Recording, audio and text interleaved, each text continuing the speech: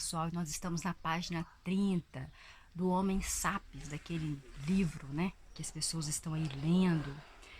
Vamos começar da página 30 hoje. A lenda de Peugeot. Nossos primos chimpanzés normalmente vivem em pequenos bandos de várias dezenas de indivíduos. Eles formam fortes laços de amizade. Eles caçam juntos e lutam lado a lado contra babuínos, guepardos e chimpanzés inimigos. Sua estrutura social tende a ser hierárquica. Um membro dominante, que quase sempre é um macho, é denominado macho alfa. Outros machos e fêmeas demonstram sua submissão ao macho alfa, curvando-se diante dele enquanto emitem grunhidos, de modo não muito diferente de súditos humanos se ajoelhando diante de um rei. O macho alfa se esforça para manter a harmonia social em seu bando. Quando dois indivíduos brigam, o macho alfa intervém e impede a violência. Em uma atitude menos benevolente, o macho alfa, monopolizar alimentos particularmente cobiçados e evitar que machos de postos inferiores na hierarquia acasarem com as fêmeas. Quando dois machos estão disputando a posição de alfa, eles normalmente fazem isso formando grandes colisões de apoiadores, tanto machos quanto fêmeas dentro do grupo. Os laços entre os membros da colisão se baseiam em contato íntimo diário. Abraçar, tocar, beijar, alisar e fazer favores mútuos, assim como os políticos humanos em campanha eleitoral, que saem por aí distribuindo apertos de mão e beijando bebês. Também os aspirantes à posição superior em um grupo de chimpanzés passam muito tempo abraçando e dando tapinha nas costas e beijando filhotes. O macho alfa normalmente conquista essa posição não porque seja fisicamente mais forte, mas porque lidera uma colisão grande e estável de chimpanzés, assim como as pessoas. Essas colisões exercem um papel central não só durante as lutas pela posição de alfa, como também em quase todas as atividades cotidianas. Membros de uma mesma colisão passam mais tempo juntos, partilham alimentos e ajudam uns aos outros em momentos de dificuldade. Há limites claros ao tamanho dos grupos que podem ser formados e mantidos de tal forma. Para funcionar, todos os membros de um grupo devem conhecer uns aos outros intimamente. Dois chimpanzés que nunca se encontraram, mas lutaram e nunca se alisaram mutuamente, não saberão se podem confiar um no outro, se valerá a pena ajudar um ou ao outro, nem qual deles é superior na hierarquia. Em condições normais, um típico bando de chimpanzés consiste em 20 a 50 indivíduos. À medida que o número em um bando de chimpanzés aumenta, a ordem social desestabiliza, levando enfim à ruptura e à formação de um novo bando por alguns dos animais. Apenas em alguns casos zoológicos observaram grupos maiores que 100.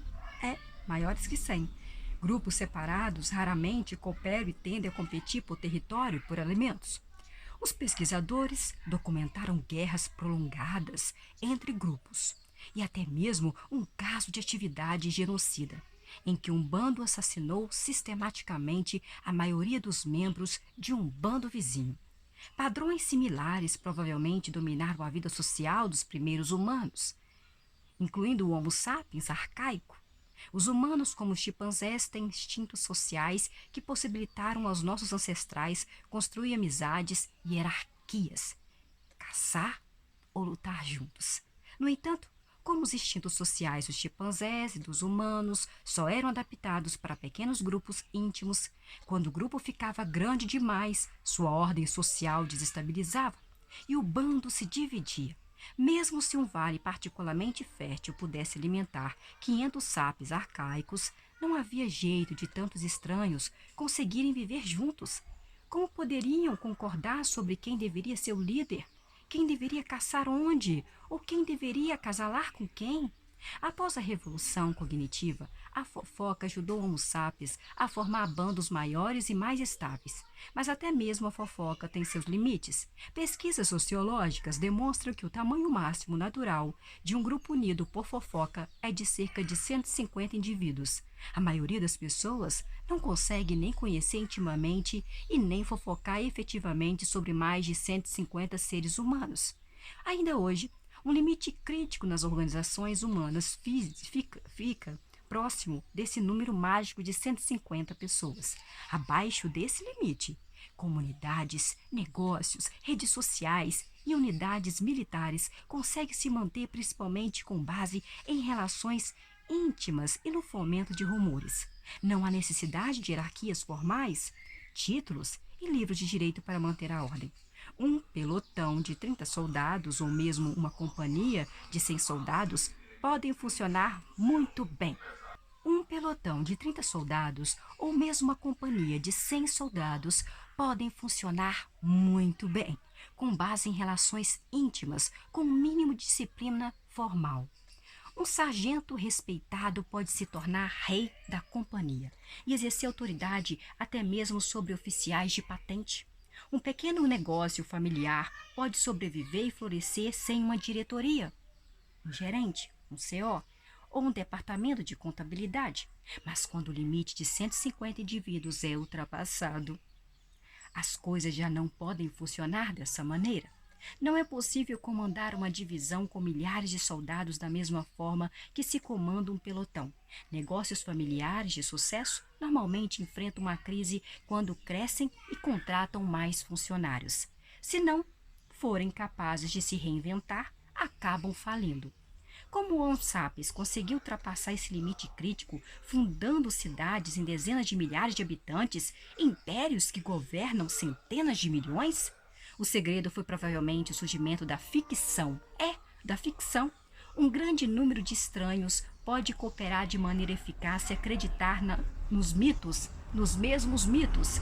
Toda a cooperação humana em grande escala, seja um Estado moderno, uma igreja medieval, uma cidade antiga ou uma tribo arcaica, se baseia em mitos partilhados que só existem na imaginação coletiva das pessoas.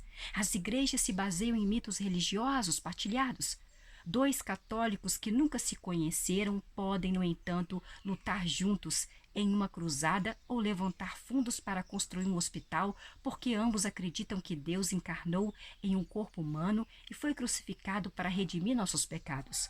Os estados se baseiam em mitos nacionais partilhados.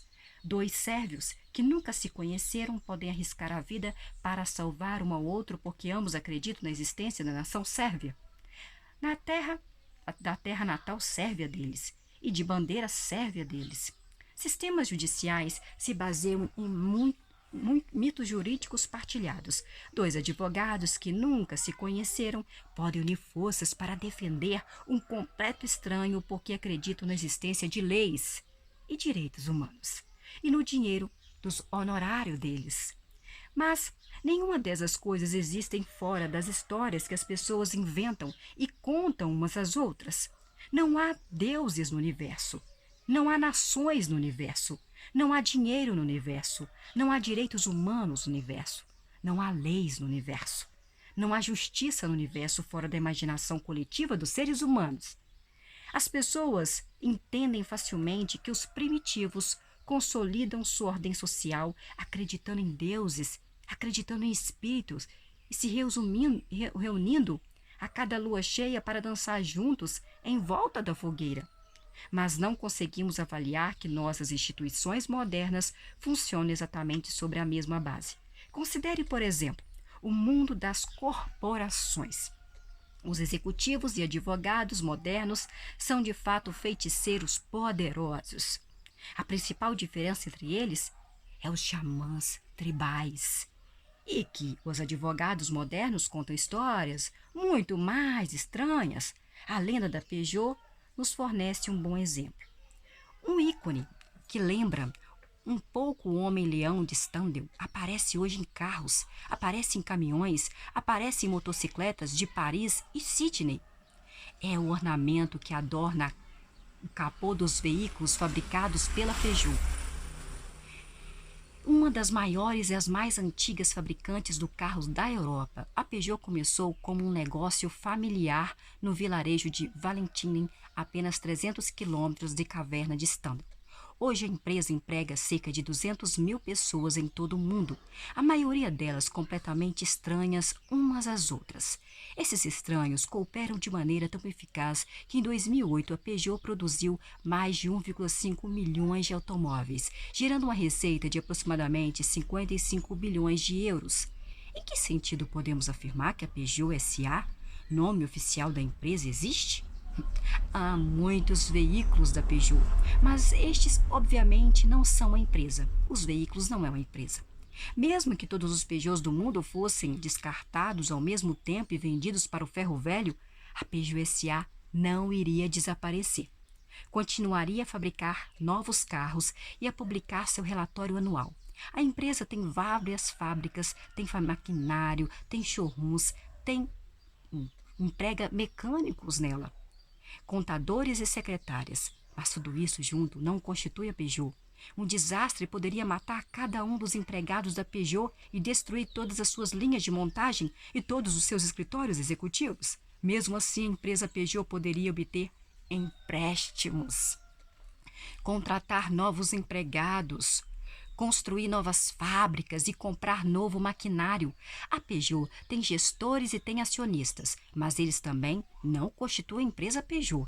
Todos os gestores poderiam ser demitidos e todas as suas ações poderiam ser vendidas, mas a empresa Peugeot propriamente dita permaneceria intacta. Isso não significa que a Peugeot SA seja invulnerável ou imortal. Se um juiz ordenasse a dissolução da empresa Peugeot, suas fábricas permaneceriam de pé e seus trabalhadores, seus contadores, seus gestores, seus acionistas continuariam a viver. Mas a Peugeot SA desapareceria imediatamente. Em suma, a Peugeot SA parece não ter conexão alguma com o mundo físico. Será que ela existe de fato? A Peugeot é um produto da nossa imaginação coletiva. Os advogados chamam isso de ficção jurídica. Não pode ser sinalizada. Não é objeto físico, mas existe como entidade jurídica, como você ou eu. Está submetida às leis dos países em que opera. Pode abrir uma conta bancária e ter propriedades, paga impostos e pode ser processada, até mesmo separadamente de qualquer um dos seus donos ou das pessoas que trabalham para ela. A Peugeot pertence a um gênero particular de ficção jurídica chamado empresas de responsabilidade limitada. A ideia por trás das tais empresas está entre as invenções mais engenhosas da humanidade. O Homo sapiens viveu sem elas por milênios. Durante a maior parte da história de que se tem registro, a propriedade. A Peugeot pertence a um gênero particular de ficção jurídica, chamado empresas de responsabilidade limitada. A ideia por trás de tais empresas está entre as invenções mais engenhosas da humanidade. O Homo sapiens viveu sem elas por milênios. Durante a maior parte da história de que se tem registro, a propriedade só poderia pertencer a seres humanos de carne e osso, do tipo que anda sobre duas pernas e tem cérebro grande. Se na França, no século XIII, Jean abrisse uma oficina para fabricar vagões, Jean próprio seria o negócio. Se um vagão, por Jean fabricado, parasse de funcionar uma semana após a compra, o comprador insatisfeito iria processar Jean pessoalmente. Se Jean tomasse emprestadas 1.000 moedas de ouro para abrir a sua oficina e o negócio falisse, Jean teria que pagar o empréstimo vendendo sua propriedade privada, sua casa, sua vaca, sua terra. Talvez até precisasse vender seus filhos como escravos, se não pudesse honrar a dívida. Poderia ser jogado na prisão pelo Estado ou ser escravizado por seus credores. Jean era totalmente responsável de maneira ilimitada por todas as obrigações assumidas por sua oficina. Se tivesse vivido naquela época, você provavelmente pensaria 2 vezes antes de abrir um negócio próprio. E, com efeito, essa situação jurídica desencorajava o empreendedorismo. As pessoas tinham medo de começar novos negócios e assumir riscos econômicos. Dificilmente parecia valer a pena correr o risco de sua família acabar totalmente destituída. Foi por isso que as pessoas começaram a imaginar coletivamente a existência de empresas de responsabilidade limitada. Tais empresas eram legalmente independentes das pessoas que as fundavam, ou investiam dinheiro nelas ou as gerenciavam. Ao longo dos últimos séculos, essas empresas se tornaram os principais agentes na esfera econômica. Estamos tão acostumados a elas que nos esquecemos de que existem apenas na nossa imaginação. Nos Estados Unidos, o termo técnico para uma empresa de responsabilidade limitada é corporação, o que é irônico, porque o termo deriva de corpus, que é corpo em latim, exatamente daquilo de que corporações carecem. Apesar de não ter um corpo real, o sistema jurídico norte-americano trata as corporações como pessoas jurídicas, como se fossem seres humanos de carne e osso. Também foi isso que fez o sistema jurídico francês em 1896, quando Armand Peugeot, que herdara de seus pais uma oficina de fundição de metal que fabricava molas, serrotes e bicicletas, decidiu entrar no ramo de automóveis. Para ele criou uma empresa de responsabilidade limitada. Batizou a empresa com seu nome, Jean Peugeot, mas ela era independente de Jean. Se um dos carros quebrasse, o comprador poderia processar Peugeot e não Armand Peugeot. Se a empresa tomasse emprestado milhões de francos e então falisse, Armand Peugeot não deveria a seus credores um único franco. O empréstimo, afinal, fora concedido a Peugeot, a empresa, e não a Armand Peugeot. O Homo sapiens Armand Peugeot morreu em 1915. A Peugeot, a empresa, continua firme e forte. Como exatamente Armand Peugeot, o homem, criou a Peugeot, a empresa? Praticamente da mesma forma como os padres e os feiticeiros criaram deuses e criaram demônios ao longo da história, e como milhares de padres católicos franceses continuaram recriando o corpo de Cristo todo domingo nas igrejas da paróquia. Tudo se resumia a contar histórias e convencer as pessoas a acreditarem naquelas histórias. No caso dos padres franceses, a história crucial foi a da vida e morte de Cristo, tal contada pela Igreja Católica. E de acordo com essa história, se um padre católico, usando suas vestes sagradas, pronunciasse solenemente as palavras certas no momento certo, o pão e o vinho mundano se transformariam na carne e no sangue de Deus. O padre exclamava: "Hoc est corpus meum." Este é o meu corpo em latim. E abracadabra, o pão se transformava no corpo de Cristo. Vendo que o padre havia observado assiduamente todos os procedimentos, milhões de católicos franceses devotos se comportavam como se Deus de fato existisse no pão e no vinho consagrados. No caso da Peugeot S.A., a história crucial foi o Código Jurídico francês, tal como regido pelo parlamento francês. De acordo com os legisladores franceses, E se um advogado certificado seguisse todos os rituais e liturgias adequados, escrevesse todos os discursos e juramentos requeridos em um pedaço de papel maravilhosamente decorado e afixasse sua assinatura ornamentada ao pé do documento abracadabra, uma nova empresa era incorporada. Quando, em 1896, Armand Peugeot quis criar sua empresa, ele pagou para que um advogado fizesse todos esses procedimentos sagrados. Uma vez que o advogado tivesse desempenhado todos os rituais corretos e pronunciado todos os discursos e juramentos necessários, milhões de cidadãos franceses honrados se comportaram como se a empresa Peugeot realmente existisse. Contar histórias eficazes não é fácil. A dificuldade está não em contar a história, mas em convencer todos os demais a acreditarem na história. Grande parte da nossa história gira em torno dessa questão. Como convencer milhões de pessoas a acreditarem em histórias específicas sobre deuses, ou nações, ou empresas de responsabilidade limitada? Mas quando isso funciona, dá aos sapiens poder imenso, porque possibilita que milhões de estranhos cooperem para objetivos em comum. Tente imaginar a qual difícil teria sido criar estados, gente. Criar igrejas ou sistemas jurídicos. Se só fôssemos capazes de falar sobre coisas que realmente existem, como rio, árvores e leões. Com o passar dos anos, as pessoas teceram uma rede incrivelmente complexa de histórias. Nessa rede, ficções como a Peugeot não só existem, como acumulam enorme poder. Tem mais poder do que qualquer leão ou bando de leões. Os tipos de coisa que as pessoas criam por meio dessa rede de histórias são conhecimentos nos mais meios acadêmicos como ficções, construtos sociais ou realidades imaginadas. Uma realidade imaginada não é uma mentira. Eu minto se digo que há um leão perto do rio, quando sei perfeitamente que não há leão algum.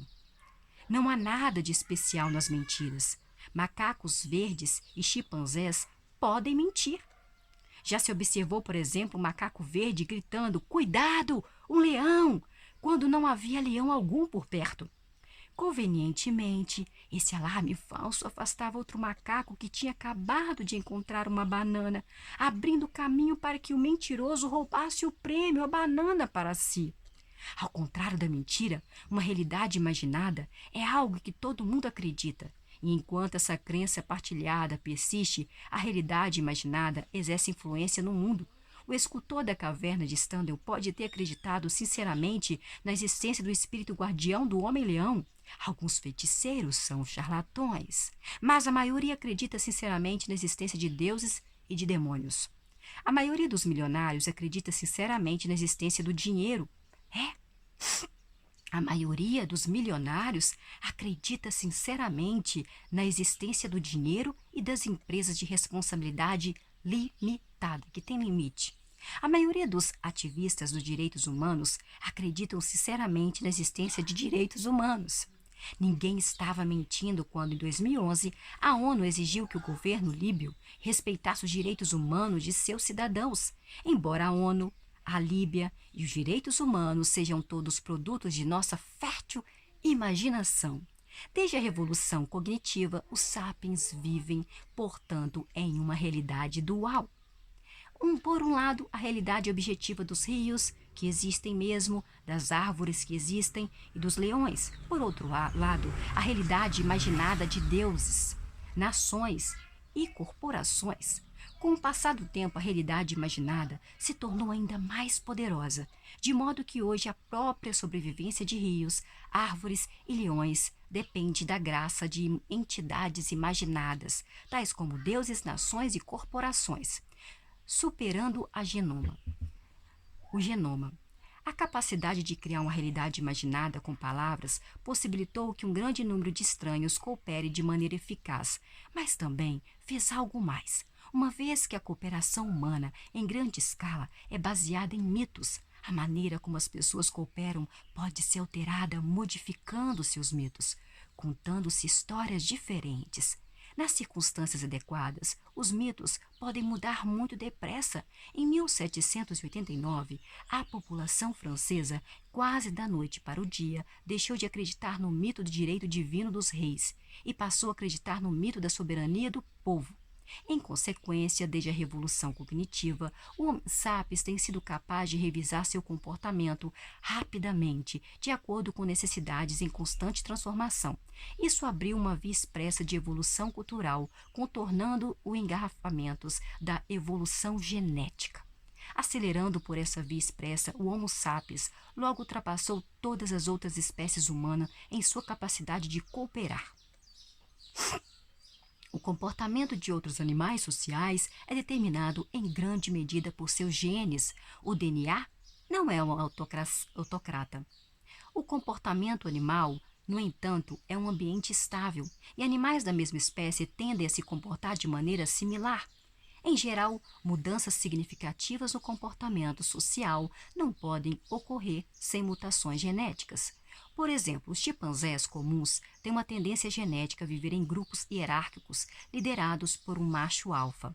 Membros de uma espécie de chimpanzé muito próxima a bonobos normalmente vivem em grupos mais igualitários, denominados por alianças femininas.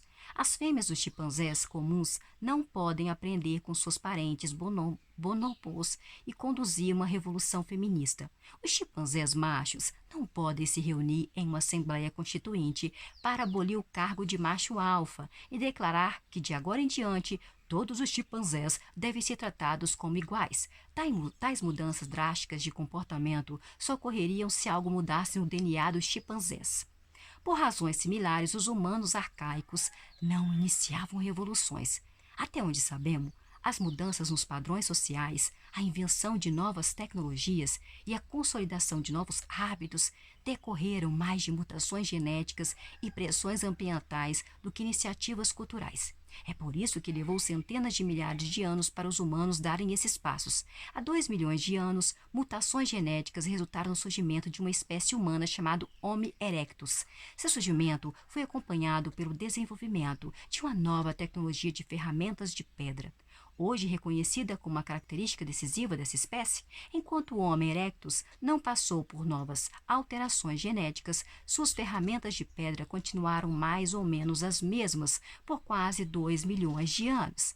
Por sua vez, desde a revolução cognitiva, os sapiens têm sido capazes de mudar seu comportamento rapidamente, transmitindo novos comportamentos às gerações futuras, sem necessidade de qualquer mudança genética ou ambiental. Por exemplo, considere o advento repetido de elites sem filhos, como a classe sacerdotal católica, as obras monásticas budistas e as burocracias eunucas chinesas.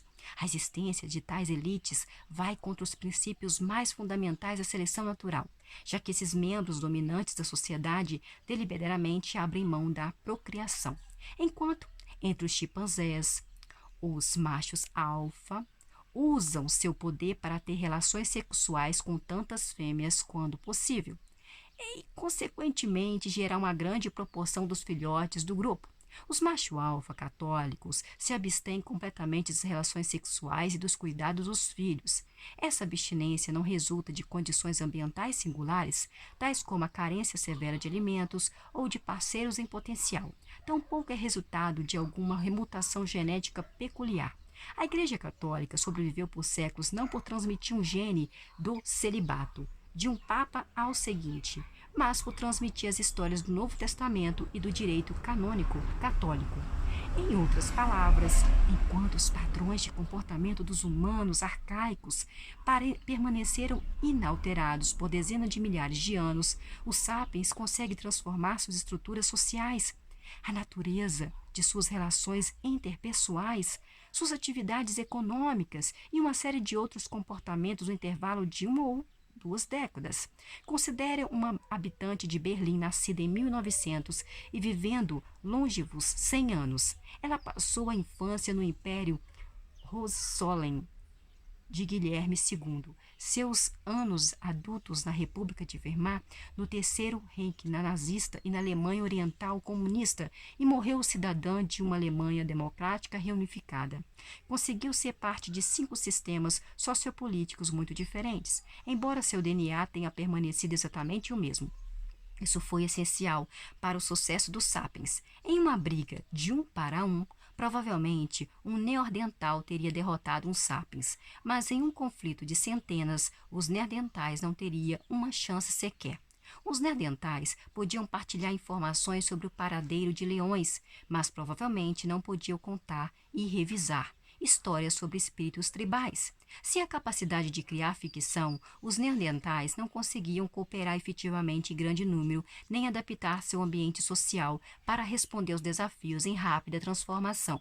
Embora não possamos adentrar a mente de uma neandertal para entender como eles pensavam, temos indícios indiretos dos limites de sua capacidade cognitiva em comparação com seus rivais sapiens.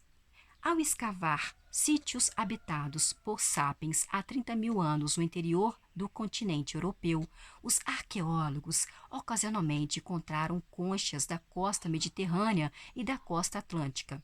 É muito provável que essas conchas tenham chegado ao interior do continente por meio de escambo a longa distância entre diferentes bandos de sapiens.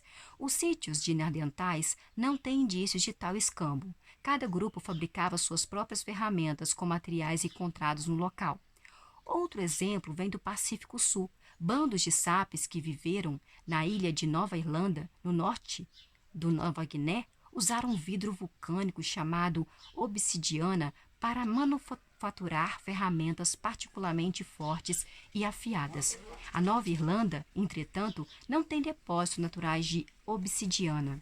As análises de laboratório revelaram que a obsidiana que eles usaram foi traduzida de depósitos na Nova Bretanha, uma ilha a 400 quilômetros de distância.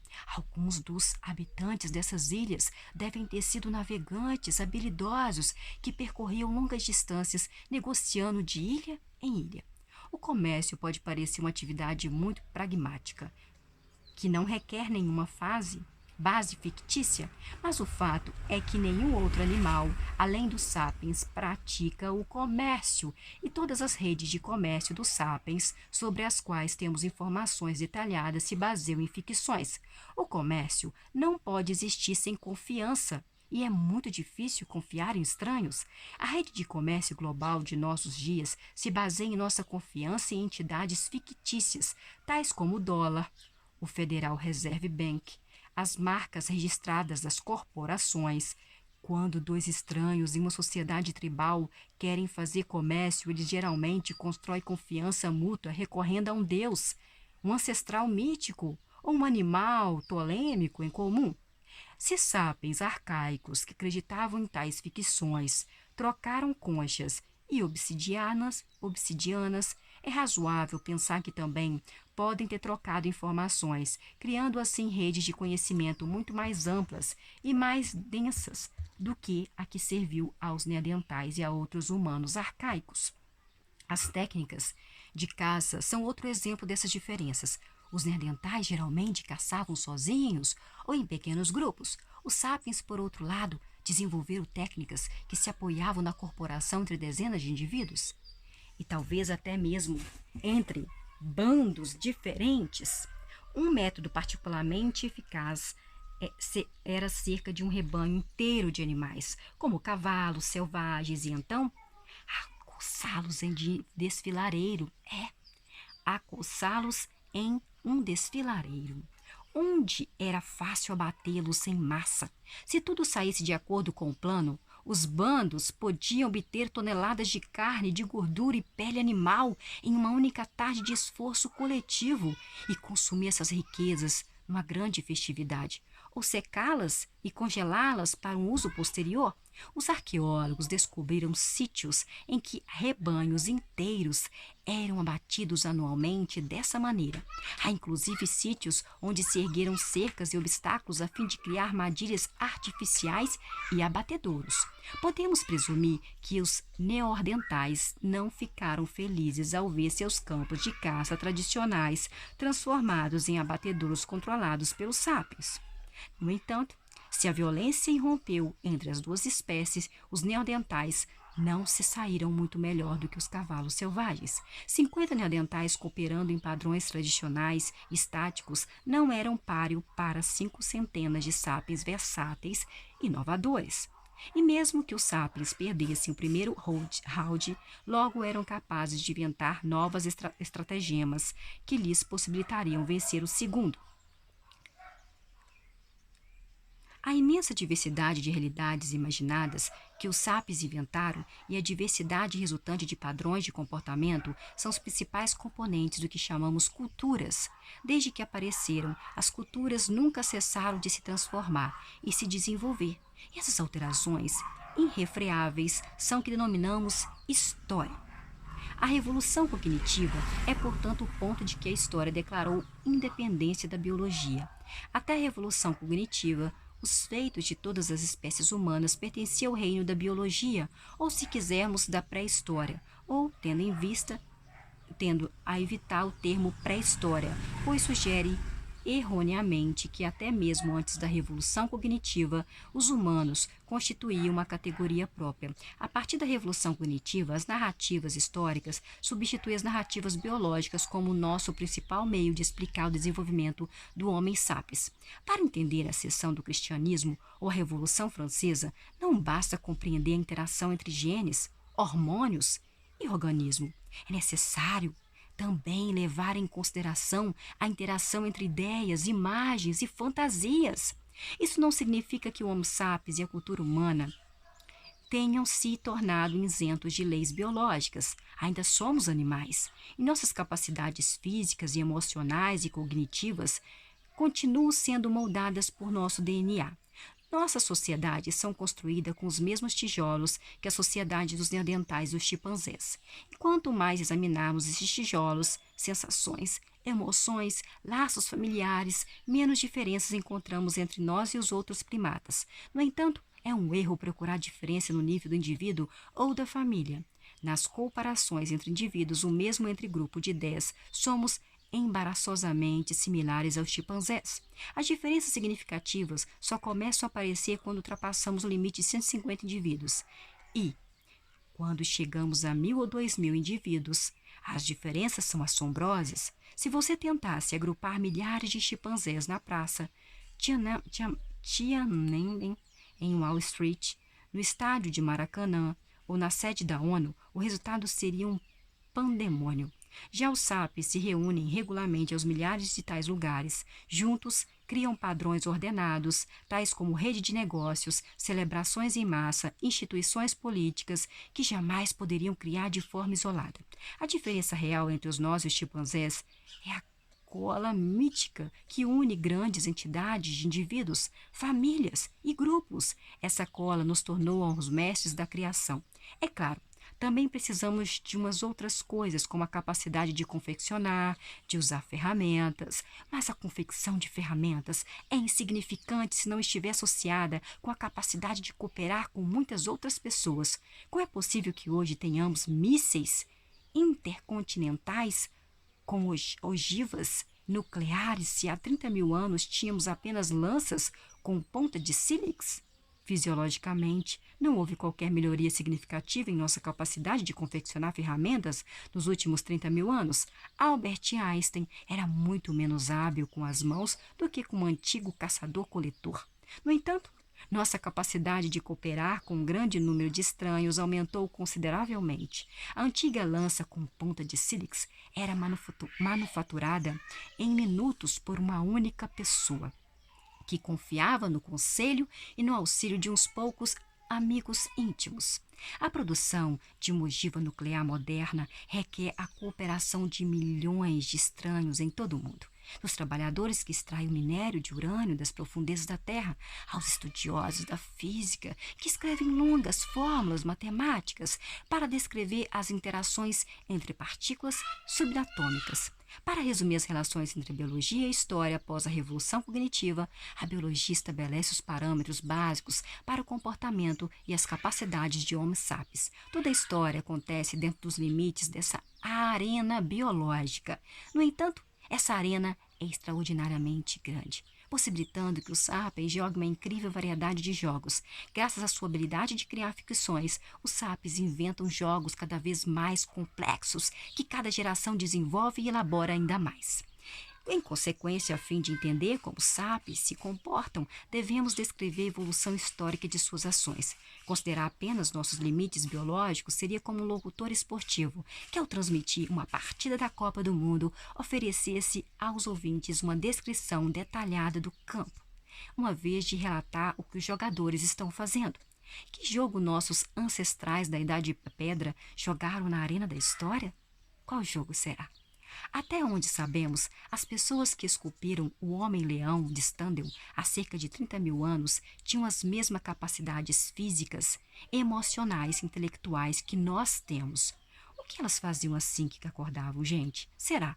O que elas comiam no café da manhã e no almoço? Como eram suas sociedades? Será que elas tinham relações monogâmicas e famílias nucleares?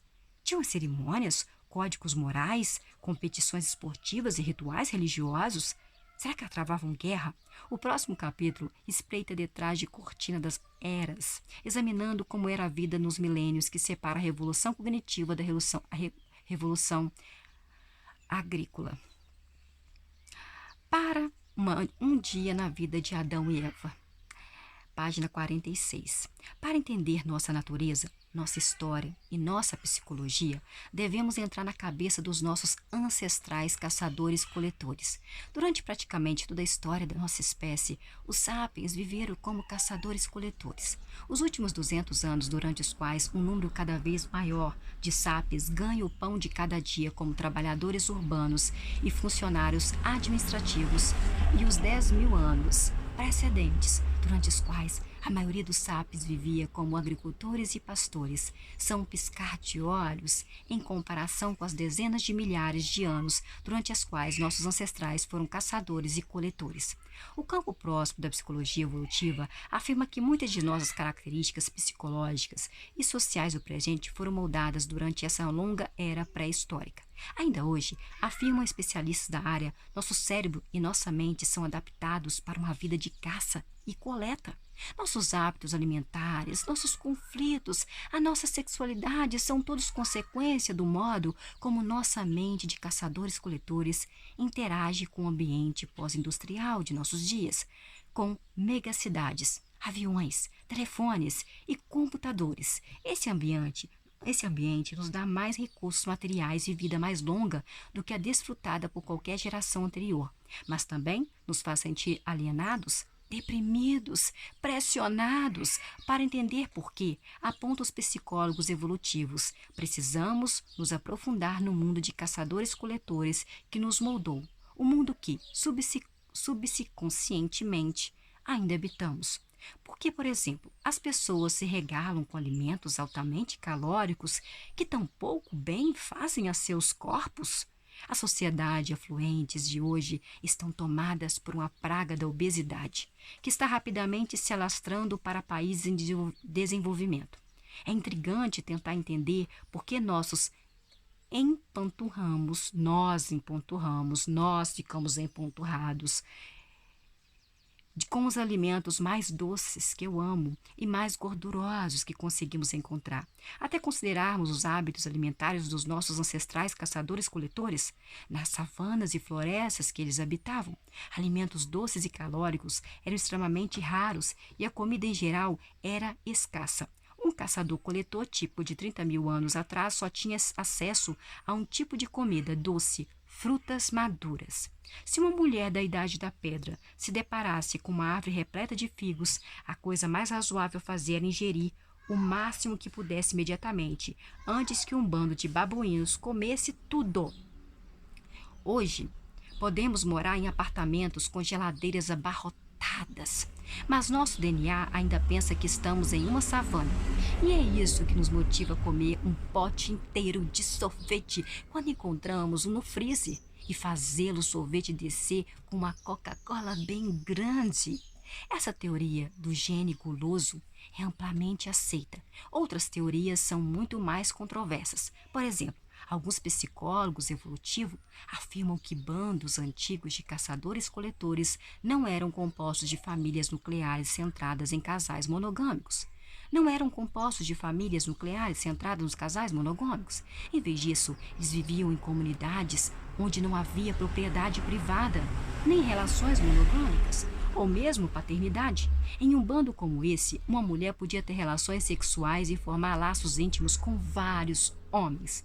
E mulheres também, homens com mulheres, ao mesmo tempo. E todos os adultos do bando cooperavam para cuidar das crianças.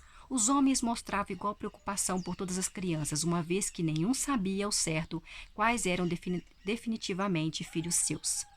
Tal estrutura social não é uma utopia aquariana. É bem documentada entre animais, notadamente entre nossos parentes mais próximos, os chimpanzés e os bonobos. Há, inclusive, uma série de culturas humanas no dia de hoje em que se pratica a paternidade coletiva, como, por exemplo, entre os índios barés. De acordo com a crença de tais sociedades, uma criança não nasce do esperma de um único homem, mas da acumulação de esperma no útero de uma mulher. Uma boa mãe trata de ter relações sexuais com vários homens diferentes, sobretudo enquanto está grávida, para que seu filho receba as qualidades e os cuidados paternos, não só do melhor caçador, como também do melhor contador de histórias, do guerreiro mais forte e do amante mais atencioso. Se isso parece estúpido, tenha em mente que antes do desenvolvimento, se isso parece estúpido, tenha em mente que antes do desenvolvimento dos estudos embriológicos modernos, as pessoas não tinham provas concretas de que os bebês invariavelmente são concebidos por um único pai e não por vários pais. Os defensores dessa teoria de comunidade antiga afirmam que as infidelidades frequentes que caracterizam os casamentos modernos e o índice de elevado de divórcio, sem falar na profusão de complexos psicólogos que acometem crianças e adultos, todos resultam de forçar os humanos a viver em famílias nucleares e relações monogâmicas que são incompatíveis com o nosso programa biológico. Muitos acadêmicos rejeitam veemente essa história, insistindo que a monogamia e a formação de famílias são comportamentos essencialmente humanas. Esses pesquisadores afirmam que, embora as antigas sociedades caçadoras-coletoras tendessem a ser mais comunais e igualitárias do que as sociedades modernas, eram, no entanto, constituídas de células separadas, cada uma delas contendo um casal ciumento e os filhos que eles tinham em comum. E por isso que hoje as relações monogâmicas e as famílias nucleares são a norma na maioria grande das culturas. Que homens e mulheres tendem a ser muito possessivos com relação a seus parceiros e filhos.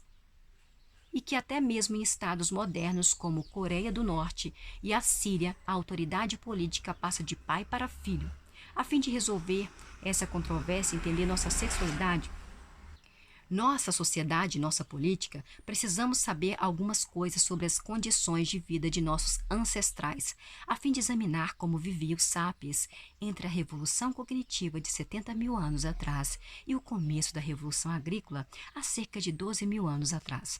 Infelizmente, há poucas certezas a respeito da vida de nossos ancestrais caçadores-coletores. O debate entre os defensores da comunidade antiga e os monogamia eterna se baseia em indícios escassos. Obviamente, não temos registros escritos da época dos caçadores-coletores e as evidências arqueológicas consistem basicamente de ossos fossilizados e ferramentas de pedra, artefatos feitos de materiais mais perecíveis, como madeira, bambu ou couro. Só sobrevive em condições especiais. A impressão comum de que os humanos pré-agrícolas viveram em uma idade da pedra é um conceito assim equivocado, baseado nessa tendência arqueológica, e seria mais adequado chamar a Idade da Pedra de Idade da Madeira, pois a maioria das ferramentas usadas pelos antigos caçadores-coletores era feito de madeira.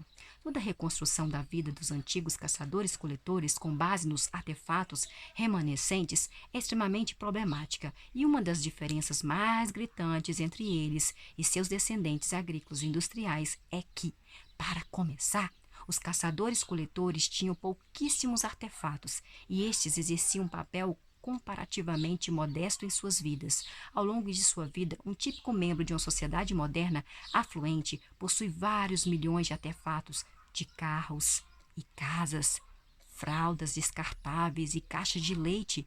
Dificilmente há uma atividade, uma crença ou mesmo uma emoção que não seja medida por objetos concebidos por nós mesmos. Nossos hábitos alimentares são mediados por uma coleção impressionante de tais itens, de colheres, de copos, laboratórios de engenharia genética e navios transoceânicos gigantes. Para brincar, usamos uma série de brinquedos, de cartas de plástico a estádios com 100 mil lugares. Nossas relações românticas e sexuais são equipadas por anéis, por camas, por roupas bonitas, lingeries sensuais, camisinhas, restaurantes da moda, motéis baratos, salas de espera de aeroporto, salões de festas e empresas de cálico. As religiões trazem o sagrado à nossa vida com igrejas católicas, mesquitas muçulmanas, abrahams hindus, rolos de Torá, rodas de oração tibetanas, batidas eclesiásticas, velas, incenso, árvores de Natal, lápides e ícones. Mas, mal percebemos o quanto nossos objetos são onipresentes até precisamos nos mudar para uma casa nova. Os caçadores-coletores se mudavam todo mês, toda semana e às vezes mudavam-se todos os dias, carregando nas costas o que é que possuíam. Não havia empresas de mudança, não havia carroças e nem mesmo animais de carga para dividir o fardo. Consequentemente, eles tinham de se virar apenas com as posses essenciais. É razoável presumir, portanto, que a maior parte de sua vida mental, religiosa e emotiva fosse conduzida sem a ajuda de artefatos. Um arqueólogo trabalhando daqui a 100 mil anos seria capaz de recompor um cenário razoável da crença e da prática muçulmana com base nos vários objetos encontrados em escavações nas ruínas de uma mesquita. Mas hoje estamos praticamente perdidos tentando compreender as crenças e os rituais dos antigos caçadores-coletores. É uma grande medida o mesmo dilema que um futuro historiador enfrentaria se tivesse de retratar o mundo social dos adolescentes do século XXI, unicamente com base no que sobrevivesse das cartas trocadas entre eles, já que não restariam registro de conversas telefônicas, nem e-mails, nem blogs, nem mensagens de texto. A dependência dos artefatos, portanto, resulta em um relato tendencioso da vida dos antigos caçadores-coletores. Uma da maneira de remediar isso é observar as sociedades caçadoras-coletoras modernas. Essas podem ser estudadas diretamente, por meio de observação antropológica, mas há boas razões para ser cauteloso ao fazer interferência a partir de sociedades caçadoras-coletoras modernas sobre as antigas. Em primeiro lugar, todas as sociedades caçadoras-coletoras que sobreviveram até nossos dias foram influenciadas por sociedades agrícolas, industriais adjacentes. Portanto, é arriscado presumir que o que é verdade sobre elas também foi verdade há dezenas de milhares de anos. Em segundo lugar, as sociedades caçadoras-coletoras modernas sobreviveram principalmente em áreas com condições climáticas difíceis e terreno inóspito, inadequado para a agricultura. As sociedades que se adaptam às condições extremas de lugares como o deserto de Kalahari, no sul da África, podem muito bem fornecer um modelo um tanto enganoso para entender sociedades antigas em áreas férteis como o Vale do Rio Yangtze. Em particular, a densidade populacional em uma área como o deserto de Kalahari é muito mais baixa do que foi na região do antigo Yangtze. Isso tem implicações profundas para questões essenciais sobre o tamanho e a estrutura dos bandos humanos e a relação entre eles. Em terceiro lugar, a característica mais notável das sociedades caçadoras-coletoras é o quanto elas são diferentes umas das outras. Diferem não só de uma parte do mundo a outra, como inclusive na mesma região. Um bom exemplo é a enorme variedade que os primeiros colonizadores europeus encontraram entre os povos aborígenes da Austrália. Logo antes da conquista britânica, entre 300 mil e 700 mil caçadores-coletores viviam no continente distribuídos em 200 a 600 tribos, cada uma dividida em vários bandos. Cada tribo tinha seu próprio idioma, religião, normas e costumes. Perto do hoje é Adelaide, no sul da Austrália. Viviam vários clãs patrilineares que se baseavam na descendência por parte de pai. Esses clãs se uniam em tribos por razões restritamente territoriais. Por sua vez, algumas tribos no norte da Austrália davam mais importância à ancestralidade materna de uma pessoa. A sua identidade tribal não se baseava em território, e sim em seu totem. É razoável pensar que a variedade étnica e cultural entre os antigos caçadores-coletores fosse igualmente impressionante. Os que 5 a 8 milhões de caçadores-coletores que povoaram o mundo à véspera da Revolução Agrícola se dividissem em milhares de tribos com milhares de idiomas e culturas diferentes. Esse, afinal, foi um dos principais legados da Revolução Cognitiva. Graças ao surgimento da ficção, até mesmo pessoas com a mesma composição genética e vivendo em condições ecológicas similares foram capazes de criar realidades imaginadas muito diferentes, que se manifestam em diferentes normas e valores. Nós vamos parar aqui na página 50 e até mais.